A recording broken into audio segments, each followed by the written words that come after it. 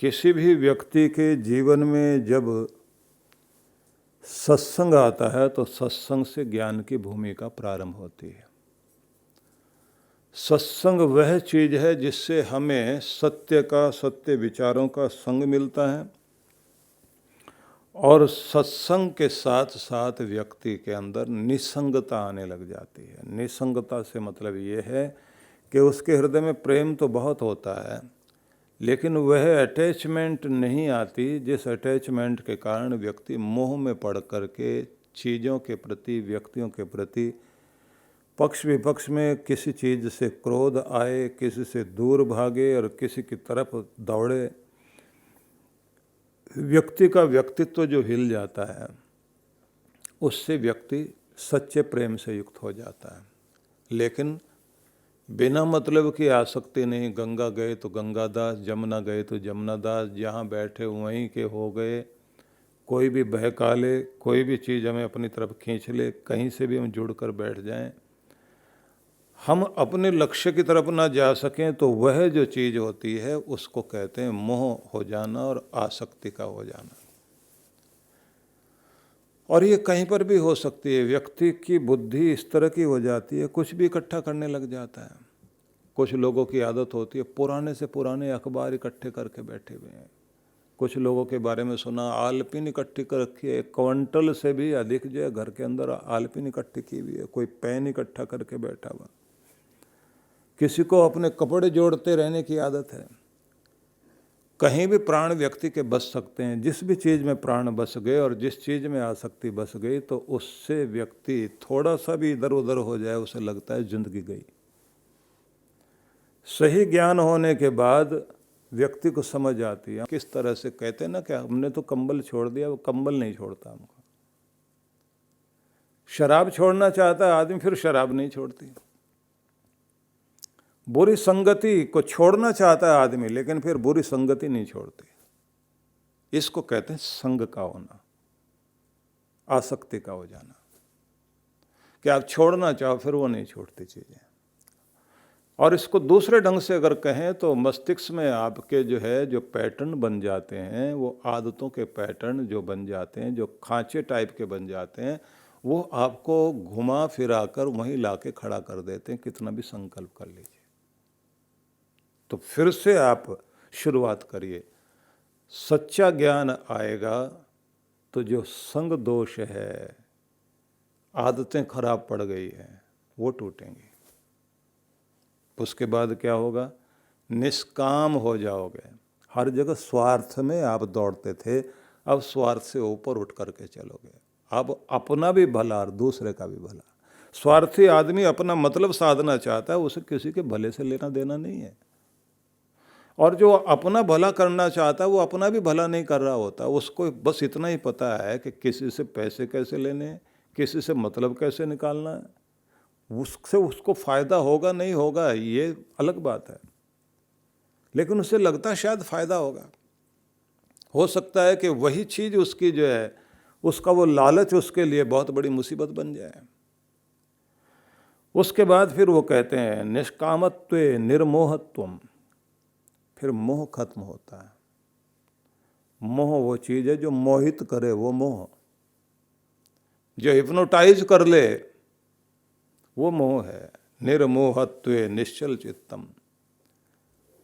मोह हटा तो चित्त स्थिर हुआ, बुद्धि स्थिर, मन स्थिर, आप अडोल अवस्था में आते हैं। निश्चल चित्ते जीवन मुक्ति। जब किसी का चित्त स्थिर होता है वही स्थिति है जब ध्यान में व्यक्ति बैठता है और ध्यान लगता है। और जैसे ही स्थिर प्रज्ञ होकर चलता है, कहते हैं कि फिर उसके चलते फिरते भी समाधि है और जीवन छूटे तो भी मुक्ति है। व्यक्ति के जीवन में गुरु की आवश्यकता, उसकी भूमिका बहुत जरूरी होती है, क्योंकि जैसे जैसे गुरु का संग मिला, सत्संग मिला, तो उसी के साथ साथ ज्ञान आने से 2 चीज़ें पहले खत्म होती हैं। एक तो उग्रता, दूसरी व्यग्रता। व्यग्रता जो है अंदर आती है, जिसको कहते हैं बेचैनी, इरिटेट रहना। और उग्रता कहते हैं गुस्सा आना, रोष में आना, जोश में आ जाना, बिना बात के भड़क जाना। तो आपके अंदर की बेचैनी गई और बाहर भड़कना भी चला गया, तो आई क्या चीज? शांति और स्थिरता। पहले आप शांति से दूसरे की बात सुनोगे, फिर अपनी बात समझाओगे। ये नहीं सुनने से पहले भिड़ने को तैयार। हिसाब अभी हुआ नहीं, दोनों बैठ कर के बात कर रहे हैं, दो पार्टनर हैं या दो भाई हैं या दो लोग हैं। एक देने वाला माल लेकर आया, एक दुकानदार है जो वो माल ले रहा है। पिछला हिसाब करने बैठे, हिसाब अभी ठीक से हुआ नहीं और एक व्यक्ति को गुस्सा आने लग गया, उतार लिया जूता अपना, लगे एक दूसरे को पीटने, तू बेईमान, तू बेईमान। और आखिर में किसी को बैठाया, 4 आदमी बैठे, हिसाब किताब किया, पता लगा हिसाब बिल्कुल ठीक है, गलत कहीं है ही नहीं। अभी तो सुना भी नहीं आपने, झगड़ पड़े, आप पहले गुस्से में आ गए, क्योंकि आपके अंदर व्यग्रता है। उस व्यग्रता के कारण किसी की बात बर्दाश्त ही नहीं होती। जहां ये लगने लग गया बस अब मेरा नुकसान होने वाला है, किसी ने कोई बात मजाक में ही बोली है, उसके कहने का ढंग कुछ और हो सकता है, लेकिन आप, इसने तो अपमान कर दिया मेरा। जहां ये सोचने लग गए बस वहीं काम खराब हो जाएगा। और फिर कहते हैं कि गुरु की कृपा हो जाए तो आधि व्याधि उपाधि सब खत्म होने लगती है। क्योंकि व्यक्ति के जीवन में नियम आएंगे तो नियम आएंगे, खान पान ठीक रखेगा, व्यवस्था ठीक रखेगा, तो उसकी व्याधि, उसके रोग उससे दूर रहेंगे।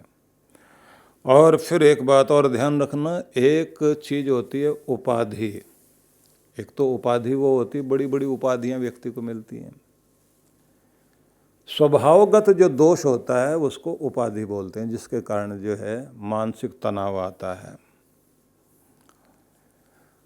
और एक आधि बोलते हैं जिसको आप जो है सामाजिक रूप से जो दुख आता है, जिसमें किसी चीज़ के न होने का, अभाव का जो दुख होता है, तो चीज़ें मिटने लग जाती हैं और आपका जीवन दुख से परे होने लगता है। इसलिए महान पुरुषों ने कहा है कि गुरु की शरण बहुत आवश्यक है। और गुरु की शरण में बैठते ही आप अपने आंतरिक त्रिशक्तियों से युक्त हो जाते हैं। त्रिशक्ति में आ जाता है, जैसे नाभि केंद्र में ध्यान करने से आपकी ब्रह्म शक्ति जागृत होती है, और हृदय में ध्यान करने से आपकी विष्णु शक्ति जागृत होती है, और आज्ञा चक्र में तिलक वाले भाग में ध्यान करने से आपके अंदर रुद्र शक्ति जागृत होती है, जिससे आपके जीवन में शांति और चैन आने लग जाता है। दूसरे ढंग से आप कह सकते हैं कि महाकाली, महालक्ष्मी, 3 शक्तियों का प्रभाव आपकी ज़िंदगी में आता है। एक शक्ति को कहा जाता है, महाकाली शक्ति जो है क्रिया शक्ति कहलाती है, एक्शन वाला जो रूप आपका होता है, एक्टिव हो जाना।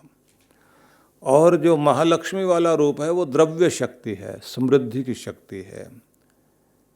और फिर आप महासरस्वती, उसे आप कहेंगे ज्ञान की शक्ति। व्यक्ति के पास द्रव्य भी होना चाहिए, ज्ञान भी होना चाहिए, और ज्ञान का उपयोग करने की आपके पास में क्रिया शक्ति भी होनी चाहिए।